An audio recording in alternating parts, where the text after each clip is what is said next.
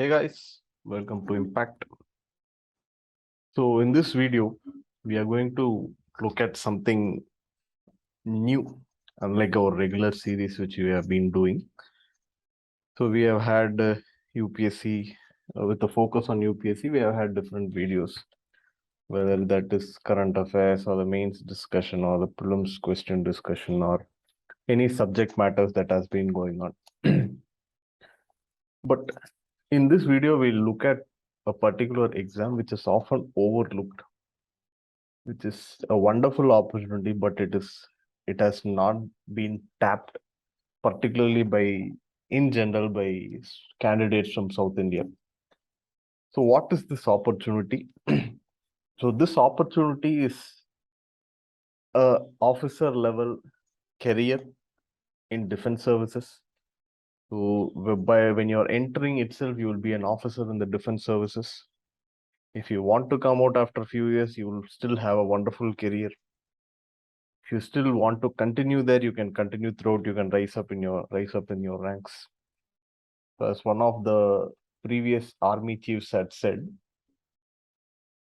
defense, any career would give you a salary, but a career in defense will give you life. So a career in defense will be a mix of adventure, technical knowledge, as today's warfare is becoming more and more technical, more hybrid. So there have been now various divisions which involves a lot of technical expertise. So whether on one hand you want to work the cutting edge technology, you want to work with missiles, or you want to work with strategy, or you want to work at the ground level, as literally in some of the movies they show, we want to undertake some cross-border operations. All of that is possible with a career in defense services. So there are a lot of options for entry into defense services. So here we'll be looking at one particular option, the combined defense services exam that is being conducted by Union Public Service Commission.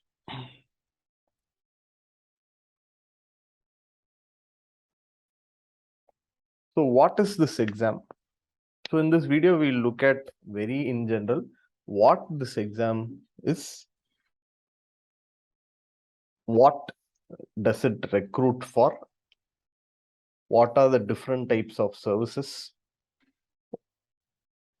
and what in general is a very rough examination process, and how you can target these exams, and when you can also start preparing and when you can start writing this exam. So the combined defense service exam, as the name indicates, and we have already discussed, it recruits candidates into the officer level positions, directly into the officer level positions into the three armed forces. That will be the Army, Navy, and the Air Force. So in general, in defense, there are two categories of services. One is a short service commission and one is a permanent commission. Short service commission, they will be generally serving for a period of around 14 years, post which they'll be given wonderful opportunities for studying and a very good high profile job in the private sector. So this exam caters to both. Or you want to look at permanent commission, you want to have a full career in armed force services till you retire, that also is possible through the same exam. So depending on your scores in the written exam, you will be qualifying either for a permanent commission or for short service commission. So and the first line as the first line indicates,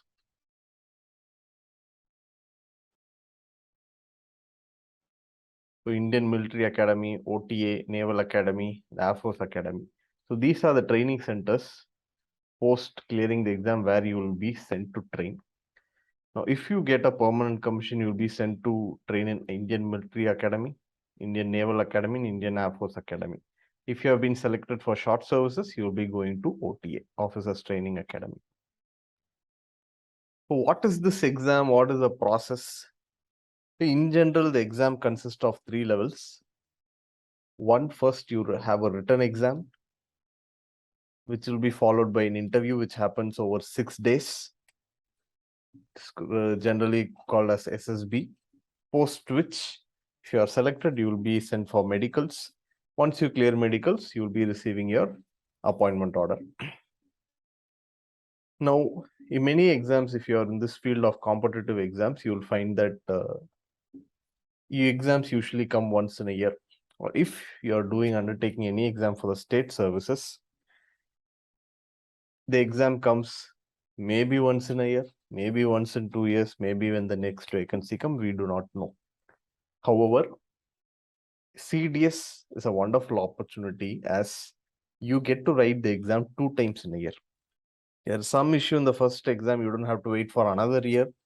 You can just prepare for a few months and again write the exam. So it is conducted twice in a year, in February and September every year.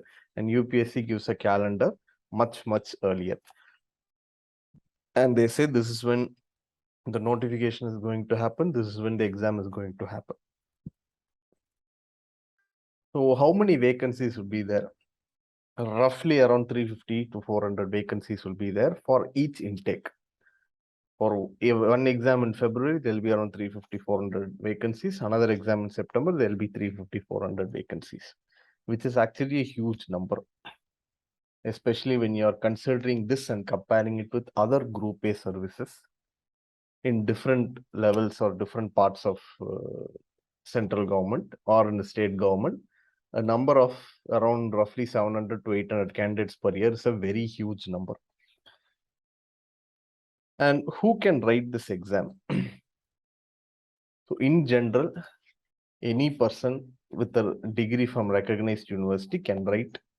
And the wonderful fact is you can write this exam right when you are in your final year of college. You don't have to wait till you finish your college. But other competitive exams in general, you have to have a degree without which you will not be able to attempt the exam. But unlike here, it is possible. Unlike those exams, here it is possible. So as per the recent notification for the exam which was conducted in September 2022, the age group is roughly you should have born between this particular date. So if you are targeting for February exam, you can add another 6 months to both the minimum date and the maximum date. So this age limit, unlike other exams, the age limit for CDS is narrow or less, and it is vital you prepare earlier and you get proper mentoring so that you can get into the service and you don't miss the opportunity. You take state PCS, you can write till 35 years or even more. UPSC again 30 to 35 years depending on your reservation category. But CDS, there is no such divisions based on reservation. It is only particular age limit within which you have to attempt the exam. So next we look at roughly the split of vacancies. So as you can see from here, there are this is again a cut or taken from the recent UPSC CDS notification, the exam for which was already conducted in September 2022. So what is this vacancy? Roughly around we have had 330 vacancies. Now, as you can see, the maximum vacancy among these services, that is among the permanent commission. Till here it's a permanent commission. Below here it is a short service commission. The maximum vacancy is always there in the army.